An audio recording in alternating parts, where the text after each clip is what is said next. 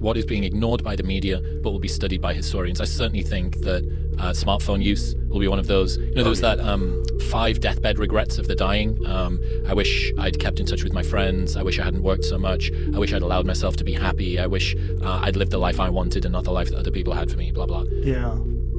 I would bet everything that I'm worth that within the next couple of decades, I wish I'd spent less time on my phone. Yeah. Would be one of those. No doubt. 100%. Well, your time is so valuable.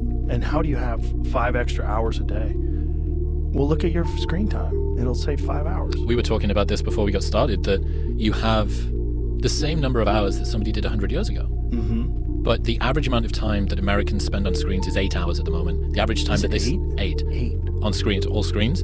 The average time they spend asleep is 6.5. So people are sleeping for 1.5 hours less than they spend their time on their phone. And what are you getting out of it? Well, nothing look, tangible. It's so That's what's hard. crazy. It's so hard. It's so addicting. It's designed to be addicting. I mean, you've had Tristan Harris on here. The variable schedule reward that tempts you, that keeps you there. You don't know what's going to happen. This is so interesting. Yeah. I had the guy who wrote, Stuart Russell, he wrote the original AI textbook. It's translated into 70 languages around the world. And he taught me this really interesting thing about how the algorithms work. So we know the job of the algorithm is to predict what you want to click on, right? So what it wants to do is get better at working out what Joe likes on his YouTube feed or on his Instagram feed or whatever. But there's actually 2 ways that it can become more accurate at being able to predict what you're going to click on. The first one is to be better at providing you with things that you'll select.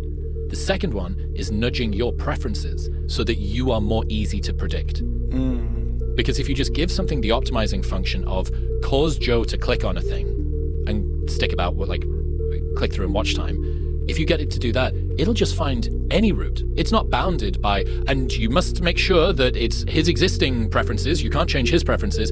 But this is one of the reasons, I think, why polarization has increased. Not just that edge cases get used, it pushes people further apart, they get put off into their silos, echo chambers, recursive stuff, blah, blah, blah. I think a big part of it is just the algorithms find it easier to be able to predict you, which gives them an incentive. Now, it's not like a conscious incentive, right, but it gives you this incentive to be pushed out to the sides. And there's this worry about, I learned about this idea called knowingness. So polarization, everyone thinks it's a big deal, and I think it is, it's a big problem. But knowingness is like an uncurious intellectual insulation. So people believe that they know the answer to the question before the question has even been asked. I know what the outcome is. I know what the answer is before you've even asked me the question. And what's interesting about this epidemic of knowingness we have at the moment is if the problem is poor information, you can fix it typically with better information. I will give you a better quality of information. But if the problem is knowingness, you are insulated from ever updating your beliefs because no amount of existing new information is going to actually help you.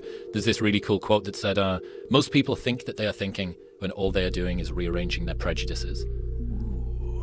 And I think that explains why the culture war is so boring. Culture war is largely super boring because both sides act as if the facts are already settled whilst not agreeing on the facts. Right. You know what I mean? Yeah. So how is it that we've got to the stage where people's their prejudices just get moved around until they can come up with the outcome that they already wanted before you even ask the question about the thing that you're talking about?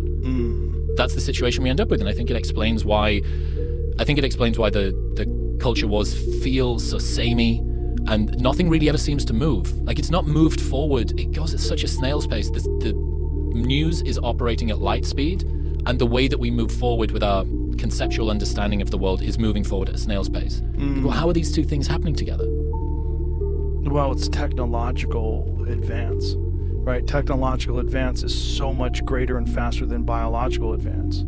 This is the scariest thing that leads us down the road to AI, is that as we are so limited in our biological ability to evolve. Biological evolution takes so long. Cultural evolution takes so long, whereas technological evolution is almost instantaneous. And we are being overrun by this thing that's captivated our attention. I was talking about this the other day. I was like, imagine if there was a drug that made you stare at your hand for 6 hours a day. You'd be like, keep me the fuck away from that drug.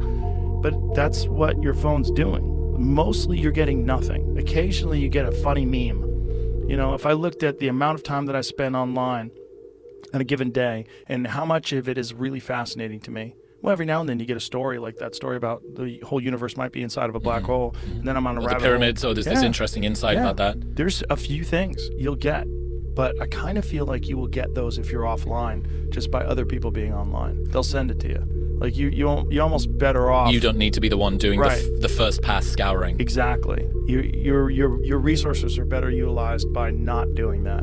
Did you see that it was a guy who removed people's phones from their hands? The photographer who went around, I think it was maybe New York City, and he took photos of people and then CGI'd the phones out. You know, you're talking about it. Imagine if there was this thing and it made you stare at your hand. He actually did it. So it shows just how absurd it is. You know, you've got an entire train carriage on the subway on the underground. And everyone's staring at their hands. And it's just people staring down at their hands. Like this. And it needs that to sort of throw the absurdity into it. But then on the flip side, if you don't live with your parents, you're in a different city, you work a job that you're not that enamored by, maybe your health's good, maybe it's not so good, you're a little bit worried about stuff, you're kind of bored a lot of the time, you need to be sedated. Yeah. Oh, there we go. Oh, wow. All those people just sitting there staring. Oh, that's so crazy. Go back, Jamie, go back up to that one of the kid. Wow. It wasn't that long. This was 2015. In 2012, I started trying to take pictures of people in public looking at their phones, and it wasn't that common then. So it wasn't that. Well, that's like when social media kicked off.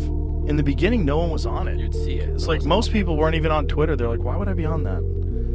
And, you know, people were using it to promote things, and then they started using it to elevate their profile, and then people became influencers. And once people became influencers, and once people, like a regular person, get a couple of million followers, then all of a sudden you get sponsors, and that's your job now.